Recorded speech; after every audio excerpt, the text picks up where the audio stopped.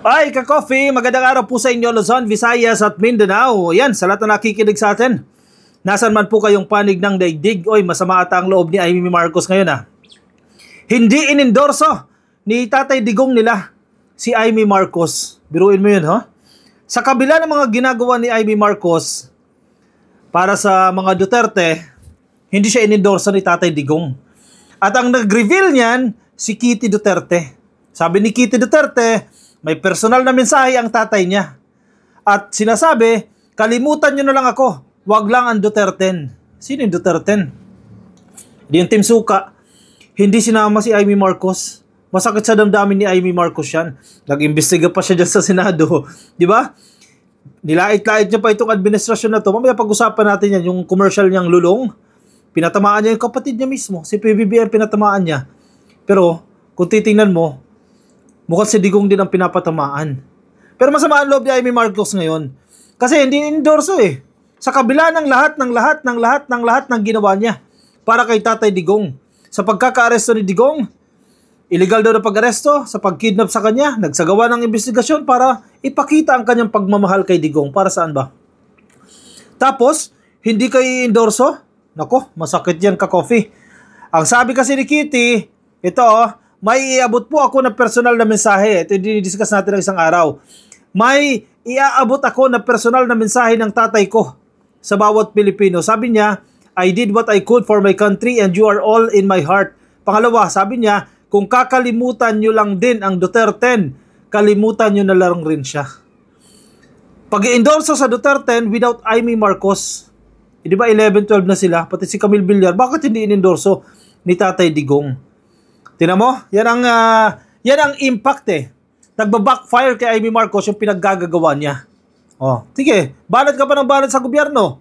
Kanino ka tatakbo sa kabilang side? Sinusuka ka na nga rin mismo ng mga DDS Sila Harry Roque, hindi ka naman gusto. Inendorso ka lang ni Sara Duterte pero hindi ka gusto ng mga DDS. Kasi alam nila manggagamit ka Kaya tingnan mo yung narrative ng advertisements nila. Si Amy Marcos ay hindi mangga. Hindi daw po manggagamit. Anyway, sige.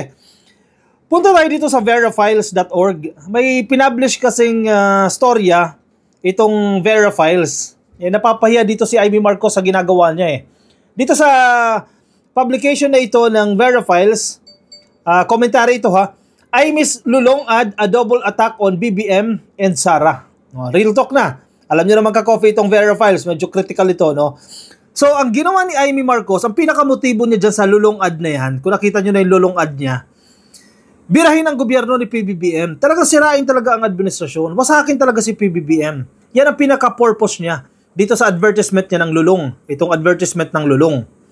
Ang problema, yung mga dinidescribe niya doon ay mga Duterte ang kanyang dinidescribe. Isa-isay natin yan. O hindi pa napanood, panoorin natin para may idea kayo, no? Sa mga hindi pa nakakapanood. Ang lulong, yung pala, tinutukoy niya, mga Duterte din sa lulong. Wait lang hanapin natin yung lulong ad nila. Ito. Nag-aabot ng tulong, ulit lulong. Galit ako kay Lulong. Lulong, linta, ulubong, laso, oportunistang nasa gobyerno. Ang aking panata, laban si Lulong. Lulong sa droga, lulong sa krimen. Nagkukulo rin nag-aabot ng tulong, ulit lulong sa korupsyon. Galit tayo sa buhaya, sa kapangyarihan ay lulong. Kung walang lulong, lahat susulong. Isinulong ang mahigit Sige. 21 law. Galing siya sa gobyerno. Sino ba nasa gobyerno? Si Sara nasa gobyerno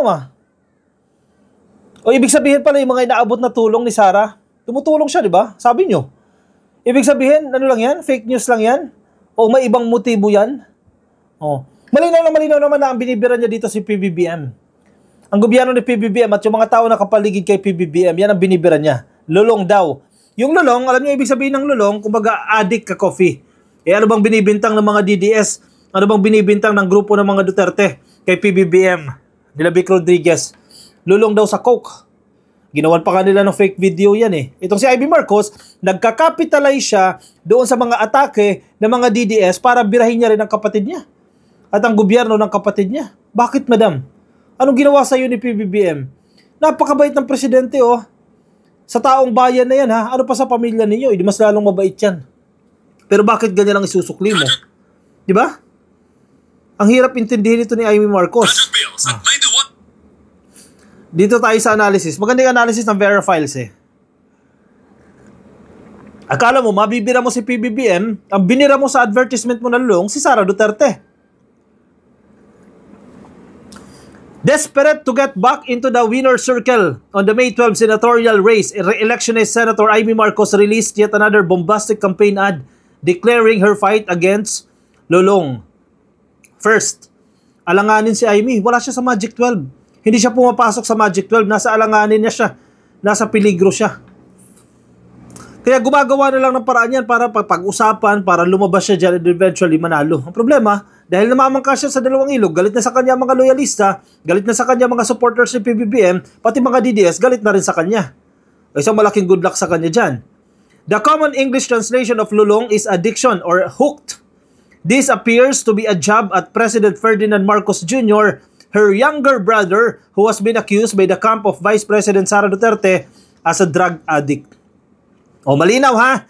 Malinaw. Vera Files mismo nagsasabi para iisa ang ating understanding. Ang purpose ng advertisement na ito or the way natin ini-interpret ito, the way natin ito tinitingnan ay birahin ang kapatid ni Amy Marcos, birahin si PBBM sa pamamagitan ng lulong advertisement na yan. At nakaangkla siya doon sa mga unang bira ng Duterte camp kay PBBM na ito ay addict. Hindi nyo naman napapatunayan. Ang aking panata, labanan si Lulong. Lulong sa droga, lulong sa krimen. Wait lang. Saan ba mataas ang crime rate? Di ba panahon ni Digong yan? 30,000 tukhang, oh. Saan ka nakakita niyan? Kaliwat kanan, may maririnig ka. Sa kanto, may tinukhang na addict daw. May bata, may estudyante. Hindi ba panahon ni Digong yun? Ang tinutukoy ni Amy Marcos dito? Nagkukunwaring nag-aabot ng tulong, ngunit lulong sa korupsyon. Sinong sinasabihan mo niyan? These lines are similar to what we hear from the Duterte camp in their criticisms of the President Marcos and his administration. Dapat magpalit talaga ng kapelya ditong si Amy Marcos eh. Parang hindi niya deserve maging Marcos dyan eh. Kasi bakit hindi daw kasi ginawang presidente?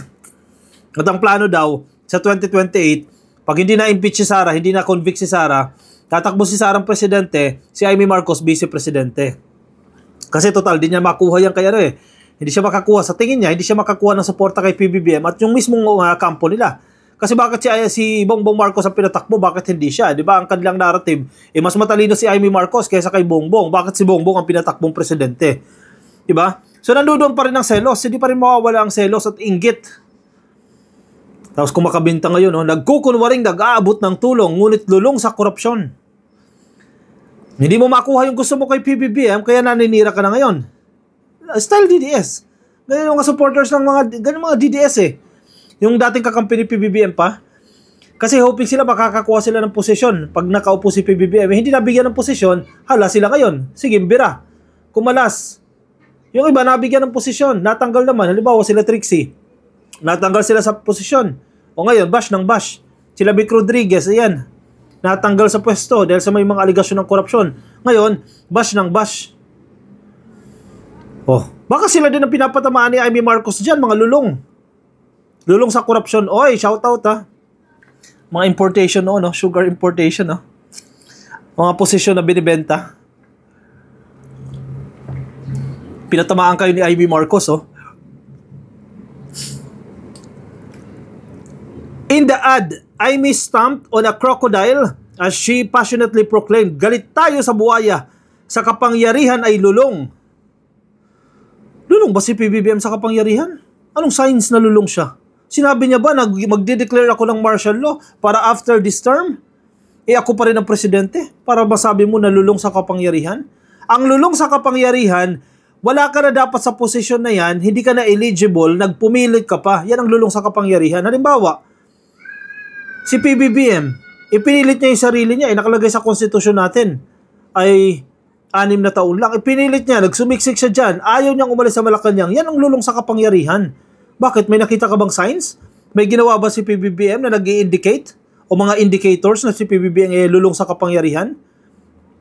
Ang lulong sa kapangyarihan, meron ka ng posisyon na hawak, kakamkamin mo pa yung ibang mga posisyon. At masama ang motibo mo. Yun ang lulong sa kapangyarihan. Si PBBM ba nakita mo ganyang style? Lulong sa kapangyarihan? Parang hindi naman. In the 30-second ad, Aimee defined lulong as linta, ulupong, lason, oportunistang nasa gobyerno. When she posted the ad on her Facebook page Monday last week, April 28, Aimee said in the caption that her fight against lulong used to be a political campaign but has now evolved into a crusade. Okay. Hindi na lang kampanya kundi crusade na yan. Ibig sabihin ng crusade, dapat may kaakibat na action na yan, di ba? Kung yan ang problema mo, kung krusada na yan, dapat may mga specific moves kayo, may specific actions kayo, paano nyo i-address yung problema na yan, not just mere campaign advertisement. Sabi niya, patutunayan kung hindi ako konsentidora, I will prove that I do not condone wrongdoings. Wow. So yan na, huling-huli siya dyan sa statement na yan. Patutunayan kung hindi ako konsentidora.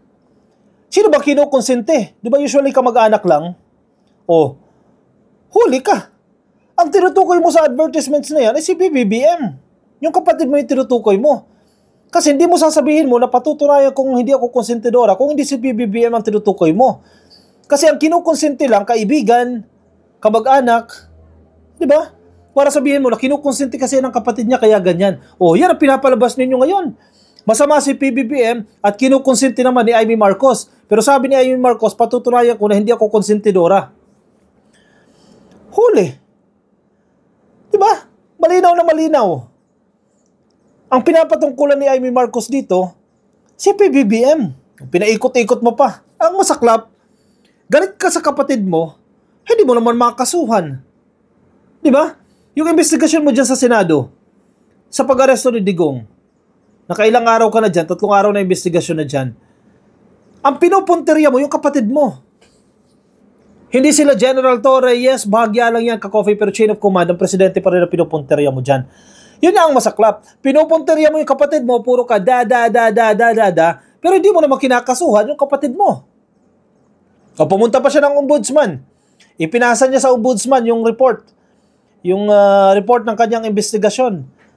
Pinapakasuhan niya yung mga ilang opisyales. Aralin daw po, baka pwedeng kasuhan ng administrative at criminal case. Bakit hindi mo sinasama yung kapatid mo? Kaya ka nasasabihan na scripted lang yan, na drama lang yan. Kasi hindi nagtutugma yung sinasabi mo, bla bla bla bla, at yung action mo. Hindi siya nagtutugma. Kaya sinasabi nila na scripted lang yan. Si Aimee Marcos ay nagdadrama lang. Dito sa video na yan, malinaw na tinutukoy niyang lulong si PBBM. Sa investigasyon niya, malinaw din na pinupunteriya niya sa niya si PBBM. Pero kapag nagkakasuhan na, hindi mo sinasama yung kapatid mo. Di ba? Hindi consistent, kaya ka nabibira ng mga DDS.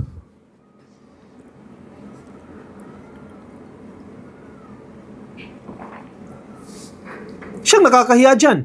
The next day, she held a press conference announcing her findings as chairperson of the Senate Committee on Foreign Relations that the inquiry on the March 11 arrest of former President Rodrigo Duterte, and I quote, uncovered acts by high-ranking government officials which very likely constitute criminal and administrative offenses.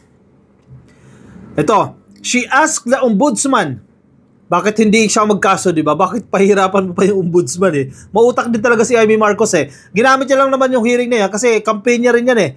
Parte yan ng kanyang kampanya kasi ibiruin mo, libreng ano ka dyan, libreng promotion ka dyan. Naka-cover ang media sa investigasyon na yan dyan sa Senado.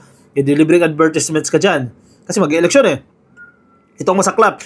She asked the ombudsman to investigate officials si Justice Secretary Crispin Remulla, DILG Secretary Remulla, PNP Chief Marbil, CIDG Chief Nicolas Torre, and Special Envoy for Transnational Crimes Marcos Lacanilao, responsible for Duterte's arrest and handover to the International Criminal Court to face trial in connection with the Tukhang, etc., etc., etc.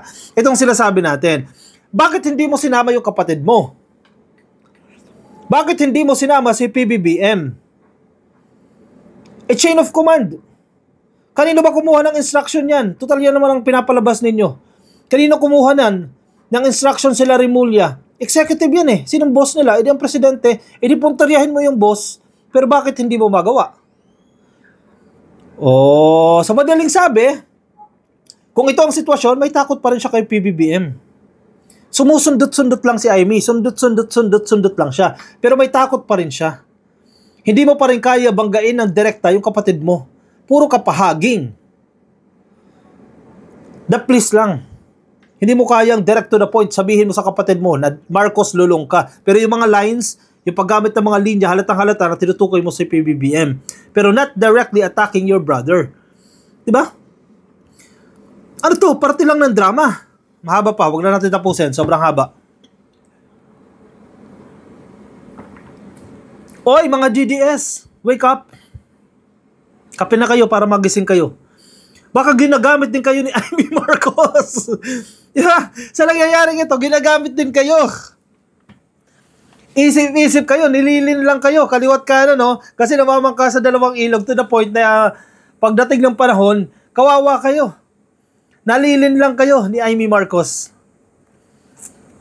Yung iba nakakabasa, si Panelo, nabasa na ni Panelo si Amy Marcos eh. Alam niya eh, manggagamit si Amy.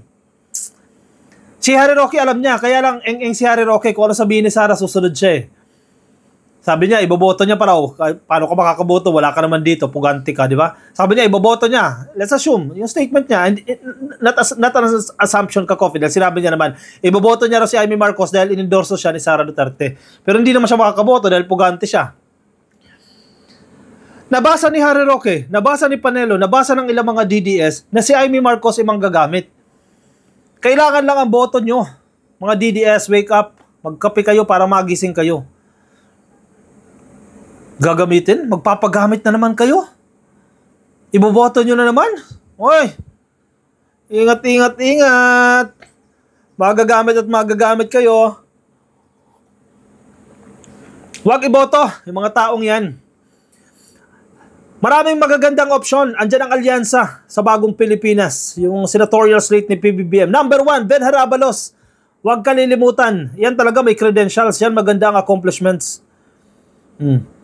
Alyansa, 10 lang yan. Maraming magagaling dyan sa alyansa. Abi Binay. Sure na ako dyan kay Abi Binay. Kasama sa listahan ko yan. Kung kulang kayo, pili kayo doon sa pink. Kiko Pangilinan. Sinusuportahan ko na si Kiko Pangilinan. Mas mainam na yan kaysa kay Bato. Maraming options. Party list, OFW party list, may napatunayan. Marami kayong pwede pagpilian. Huwag yung mga PDP laban. Kasi sisira yan sa gobyerno, sisira yan sa administrasyon ni PBBM. Alyansa candidate, 10 yan. Kung kulang, andyan si Kiko Pangilinan. Huwag kakalimutan si Ben Harabalos ha, number 1 ha, Ben Harabalos. Kung kulang, andyan si Mark Gamboa, yung vlogger. Andyan si Kiko Pangilinan. Party list, OFW party list. Yan, siguradong susuporta kay PBBM yan. Binabash nila yung OFW party list kasi bumoto daw para sa impeachment ni Sara Duterte. What do you expect? Sa linaw ng mga ebidensya na yan, may i-impeach talaga si Sara Duterte. Kaya bumoto pabor itong OFW party list. Si Congresswoman Marisa Magsino. Bumoto siya para ma-impeach si Sara Duterte dahil yun naman ang dapat gawin. At sumusuporta sa gobyerno. Sumusuporta sa PBBM administration. Ayan number 83. OFW party list yan, makikita nyo sa screen ko. Suportado ko yan, ka-coffee. Pero nasa sa inyo pa rin yan. Kung sino gusto nyo iboto, wala namang pilitan yan. Tingnan ninyo yung konsensya ninyo. Diba? Kasi mahirap magsisi. Isang beses ka lang boboto. Every 3 years lang. Once in 3 years lang.